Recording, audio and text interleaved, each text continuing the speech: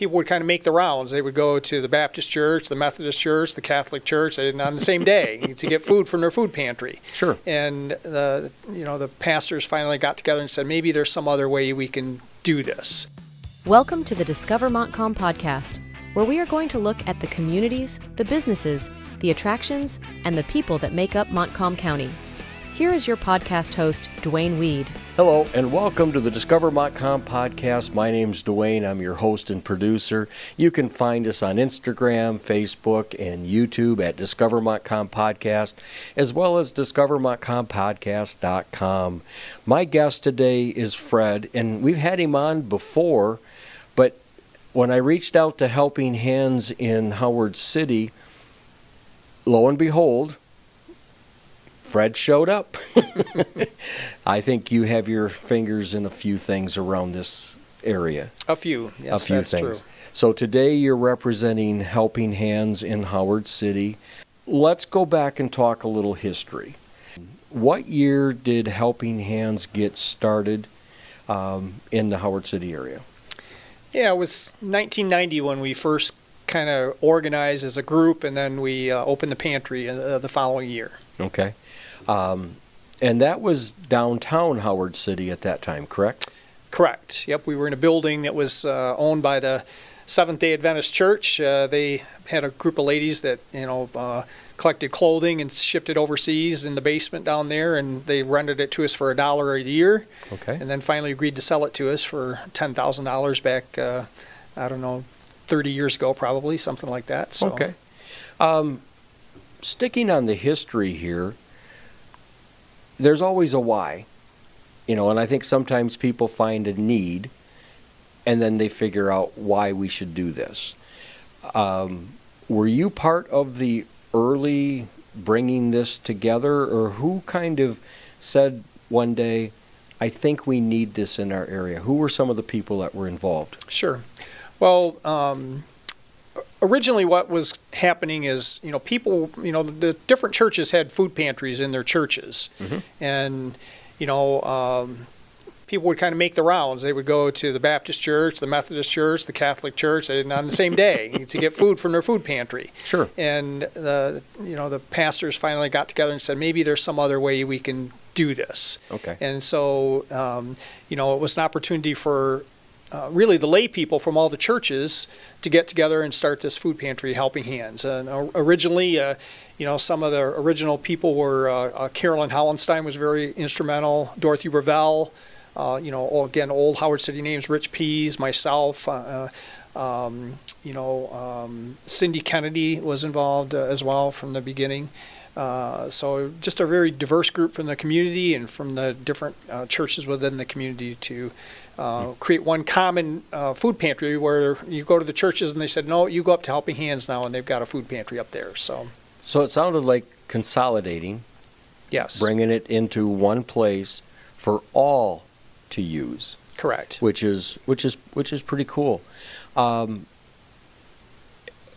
Then, in what year did it make its transition from its original place it was housed to the new building that's on 131 now, just south of Howard City?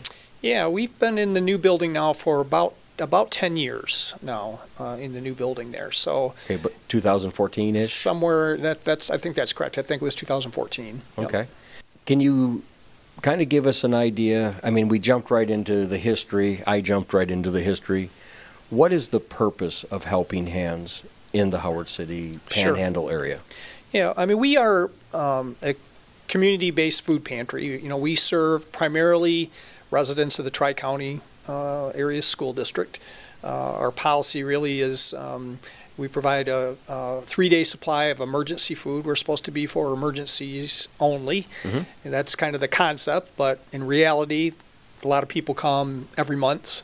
So we give them a 3-day food supply, limited service to once a month, and the amount of food they get depends on their family size. Okay. So, somewhat of an application process, Very simple. Very simple. It's pretty much name and address, name of the people in your household, that sort of thing.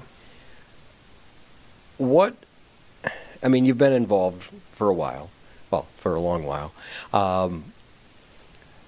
What are some of what you would consider to be a success story that you've heard, or is it just kind of a rotating, people need help, we're there to help them, next up type of thing?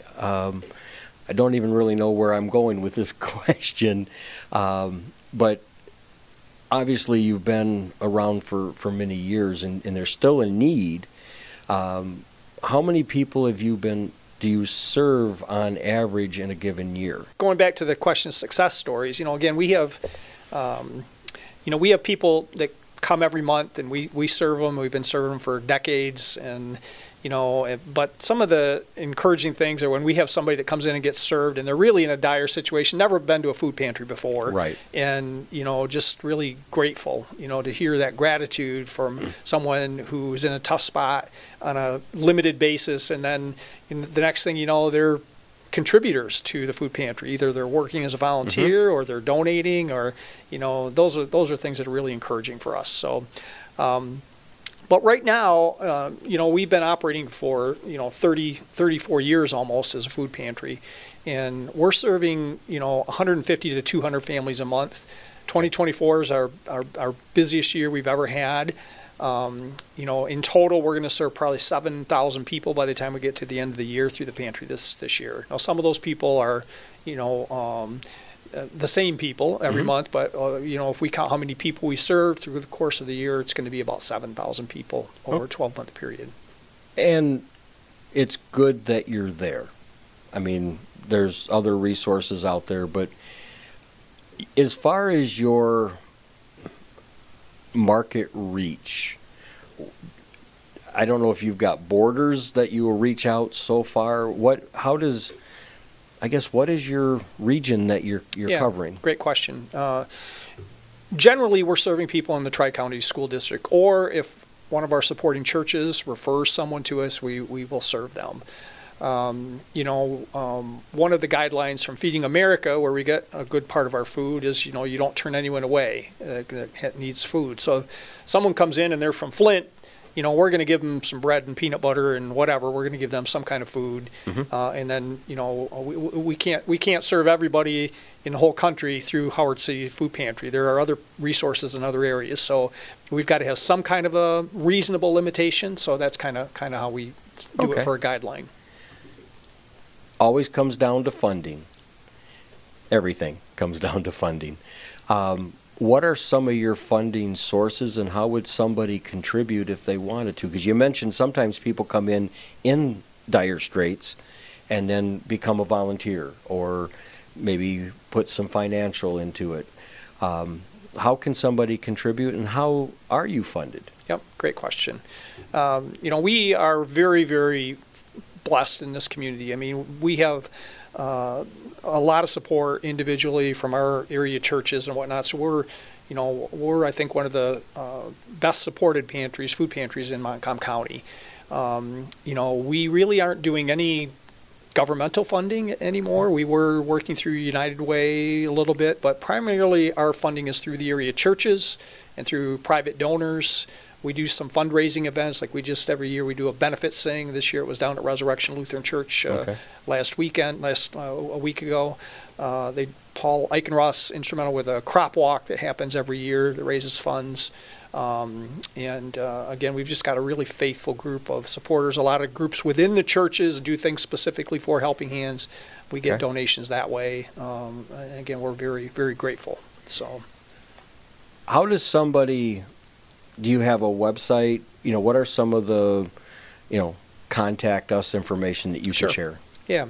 The website is www.helpinghandshc for howardcity.org. Okay. The website's got a tab you can donate through the website. You can also fill out a volunteer application through the website. Donations, we have a P.O. Box. Our P.O. Box is P.O. Box 532, Howard City, 49329. Donations can be made through that directly through the post office to Helping Hands. Okay. Phone number? Yeah. Or is it more online that you get your request? Yeah. The phone number at the pantry is 231-937-5177. But anyone's welcome to call me at my office. I handle all the financial issues and things like that for Helping Hands, 231-937-6758. Okay. So more than one way, and I'm sure if you go to the website, Helping Hands HC, no hyphens or nothing? Correct. Just howardcityhc.org. You can get all of that contact information. Correct. And stuff. On average, and I think this probably varies, and you kind of mentioned that it's based on churches and that. How many people on average does it take to volunteer to help keep this ship, these things moving? Sure. Yeah, we have, we're always in need of volunteers. As much as we love donations, we love volunteers too, because we've got people that pick up food and deliver it back to the pantry. All of our food, we pick it up ourselves for the most part. So we always need volunteer drivers. We've got people that work in the office, people that work serving the clients when they come in. So we probably have about 20 to 30 regular volunteers on a monthly basis, but always looking for more. Never turn them down. That's right. Never turn them down, because if you've got a couple hours a week to give, you'll find a place for them. Correct. Or more, depending on their time. Is there anything about Helping Hands, the area, any question that I haven't asked that you'd like to make sure that we get it out to the people from this podcast? Yeah, a few things. One, I think more and more people are aware of this program, but it's surprising how many still are not aware, and that's the Simply Give program through Myers. We've got two main sources of securing food. One is with Feeding America, a national food bank organization. Yep. But we can buy food at Feeding America for 14 cents a pound. So not everything is 14 cents a pound, but generally things are 14 cents a pound. So the dollar goes a long way. You donate $1, we're going to buy 7 pounds of food with it. We don't turn away food donations, but if you went and spent, $1 on 2 cans of green beans, well, we could have bought 7 pounds of food for that same $1. Sure. So donations are very valuable because of what we can do through Feeding America. And through the Simply Give, similar? Correct. Myers Simply Give is a program that is just been highly successful for Myers. Just about every Myers store sponsors a charity for a certain period of time, 2 to 3 months at a time. Okay. And they have Simply Give cards. You can go in, you buy a $10 Simply Give card, and it'll go to that charity who's being sponsored through that store at that time. We are affiliated with the Cedar Springs store for Simply Give, so usually a couple times a year. We are the beneficiary organization of the Simply Give program. Myers has another great thing, which is during any Simply Give campaign, they have what's called a double match day, where if you go in on that particular day with a $10 donation, Myers will match $20 on that day. So we've really developed quite a system where people know about this now, and they make sure people may know about the double match day, but they forget to go there on that one day. And so what happens now a lot of times is I will just collect donations that have been designated for Simply Give, and I'll go personally to Myers on that day and make sure that we capitalize on that double match. So Myers caps their match at $10,000. So if we bring in $5,000 on double match days, Myers will match the $10,000 on top of that. And we always exceed $5,000. We might collect $6,000 or $7,000 or $8,000 during a Simply Give campaign, and then Myers will match that $10,000. So every Simply Give campaign typically is going to generate close to $20,000 from Simply Give. We basically get purchasing power at Myers through what they call their B2B or business-to-business program, where we basically place orders through Myers and pick up food there for the pantry. So another big thing going on right now is the Sportsmen Against Hunger program. It's deer season. A lot of people like to hunt deer. A lot of people don't like to clean deer. A lot of people don't like to eat deer. Right. We have a thing through Max Rustic Sports Shop here in town where if they donate their deer through Sportsmen Against Hunger, we will pay for the processing, Helping Hands. And then I think last year we got close to 30 deer that were donated to the food pantry, and we got all that venison. So that's been a great source of meat for So if clients. it's deer season right now, but when we air this, it may not be deer season. But keep that in mind when they do get Absolutely. into deer season, that it's a good, business to business, local business, helping hands, rustics, it's still rustics, right? Yeah. Okay. The Max Rustics Pork Shop, I think, right? Yeah. Okay. Sometimes you get these names that go back. Yep, into the 60s, right? So. And I know for me, it's like I can't seem to get it out of my head. But, doesn't matter, what time of year, but when it comes to deer season and you're a hunter, or maybe you just want to feel like, I don't have money to give, but I'll donate this deer. Yep. Nothing goes to waste. Exactly. And that's really good to know. Any last comments? I mean, we covered a lot, but I noticed you had some notes here. I just want to make sure that we don't leave anything on the table. I think we've covered things. Helping Hands. We, in addition to food, which that's our primary source of where we spend our money, but we've also got to pay the bills too. Electricity, insurance, and things like that. Are typically about $2,000, $2,500 a month. So, again, such generosity in the community that we've been here for 30 plus years, and right. We're doing great, and we just appreciate that donations from everyone within the community that supports us. So you could use help for volunteers. If anybody's out there listening and wants to donate financially, that's available on helpinghandshc.org. Correct. They can go there, volunteer time, or if you're in need, go there and fill out the application process. Yep. We didn't discuss our hours. I guess we should get that out there. We are open Monday, Wednesday, and Thursday from 10 a.m. to 2 p.m. So that's the hours when we serve people through the pantry. And through the phone and email and online stuff, you need something, reach out. Somebody will get back with you. If you leave a message, somebody will get back to you. Yep. Because sometimes when it comes down to those dire needs, it's an immediate thing. Just leave a message, somebody will reach out. You got it. Okay. Fred, thank you so much for coming in and talking about Helping Hands and everything that they're doing in this area. I appreciate that. For the listeners out there, this is in the Tri-County School District area. If you need something, please reach out.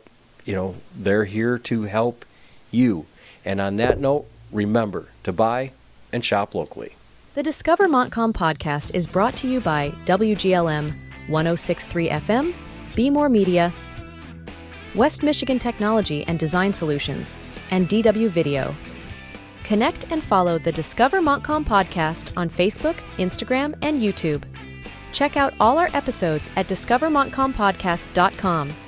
We look forward to featuring your business, community, nonprofit, events, and more. Contact Dwayne at 231-250-9624, 231-250-9624. Thank you for tuning in and following the Discover Montcalm podcast.